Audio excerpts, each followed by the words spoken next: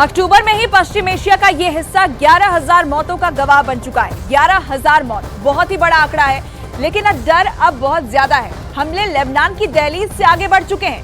Israel ने Lebanon border पर हमले तेज कर दिए हैं और इसकी एक बहुत बड़ी वजह है हिजबुल्लाह के कई हमलों ने इजरायल की बहुत ज्यादा बेइज्जती कर दी है।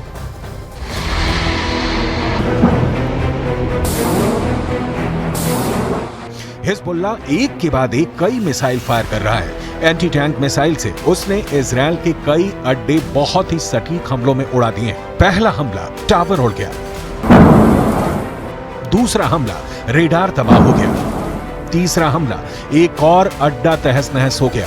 ये जगह है लेबनान और इजरायल के बॉर्डर पर शीबा फार्म्स का इलाका, दुनिया के सबसे खतरनाक बॉर्डर्स में से एक। और यहाँ बने हैं इजरायल के 5 बहुत ही खतरनाक अड्डे।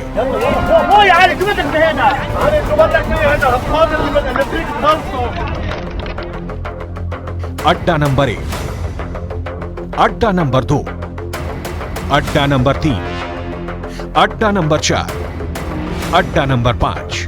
ये जगह गोलान की पहाड़ियों के उत्तर में है और यहाँ पहाड़ों की ऊंचाई 1500 मीटर तक है।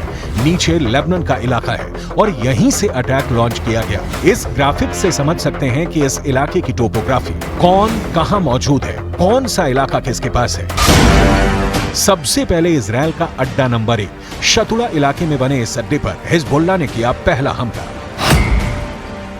इजरायल का अड्डा नंबर 1 हिजबुल्लाह का पहला टारगेट। हिजबुल्लाह ने कॉर्नेट मिसाइल से अटैक किया जो सीधे जाकर इजरायल का एक टावर उड़ा देती है। हिजबुल्लाह की ये रेंज देखकर इजरायल के कैंप में खलबली सी मच गई है, क्योंकि निशाना भी बिल्कुल सटीक लगा और टावर पूरी तरह तबाह हो गया। इसके बाद टारगेट बना इजरायल का अड्डा नंबर 2।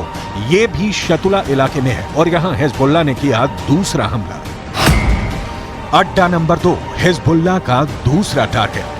इस बार हिजबुल्लाह ने BGM-71 TOW anti tank missile का इस्तेमाल किया।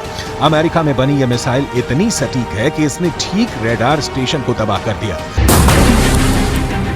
ऐसा निशाना देखकर कोई भी दुश्मन डर जाएगा। इसके बाद टारगेट बना इजरायल का अड्डा नंबर 3। ये भी शतुला इलाके के करीब है और यहां हिजबुल्लाह ने किया तीसरा हमला। अड्डा नंबर 3 हिजबुल्लाह का तीसरा अटैक। इस बार हिजबुल्लाह ने conquers anti tank guided missile fire की। रूस की ये वायर गाइडेड मिसाइल भी इजरायल के एक ठिकाने को खत्म कर देती है। इसके बाद चौथे और 5वें अड्डे पर भी हिजबुल्लाह अपनी बाकी मिसाइलों और मल्टी बैरल रॉकेट लॉन्चर से हमला करता है और उनका भी वही हश्र होता है जो बाकी अड्डों का हुआ है। हिजबुल्लाह का दावा है कि इन हमलों में इजरायल को भारी नुकसान हुआ है और उसके कई सैनिक भी मारे गए हैं। हिजबुल्लाह के ऐसे ही हमलों के बाद इजरायल चुन चुन कर बदला ले रहा है। वो अब हिजबुल्लाह को कोई मौका नहीं देना चाहता। इजराइल लेबनान सीमा के यारीन इलाके में हमारी मौजूदगी है। किस तरह से जो लेबनान के सरहदी गांव हैं वहां पर तबाही के निशान है वो देख सकते हैं। ये एक इमारत है जिसको निशाना बनाया गया है। यहाँ पर कोई नज़र नहीं आ रहा, देखिए सिवाय एक बिल्ली के।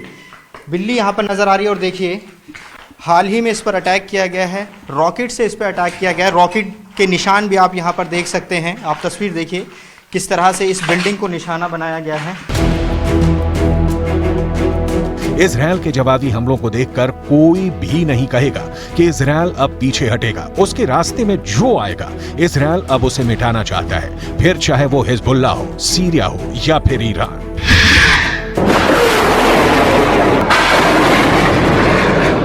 That in response to the Israeli incursions, the airstrikes that are taking place, the Iranians have been telling everybody overtly and loudly that they will escalate if necessary. And again, going back to those rules, one of the ways that you can escalate without necessarily risking getting your teeth kicked in, if you're the Iranian leadership, is by doing these.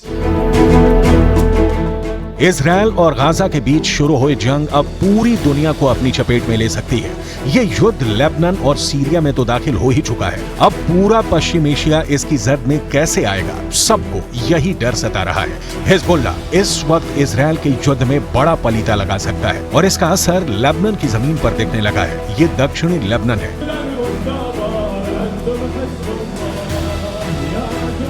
और यहाँ पर Israel के हमलों में मारे गए Hezbollah के लड़ाकों का जनाजा निकल रहा है। साथ में सैकड़ों लोग हैं जो इजरायल से बदला लेने की मांग कर रहे हैं। 7 अक्टूबर को हमास के हमले के बाद लेबनान इजरायल का बॉर्डर भी एक्टिव है।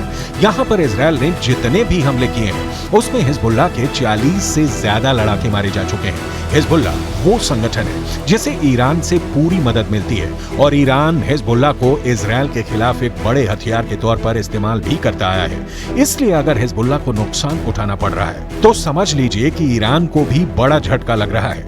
वैसे नेतन्याहू भी यही चाहते हैं, लेकिन उनकी ये ख्वाहिश अब पश्चिम एशिया को बारूद के ढेर पर बैठा चुकी है।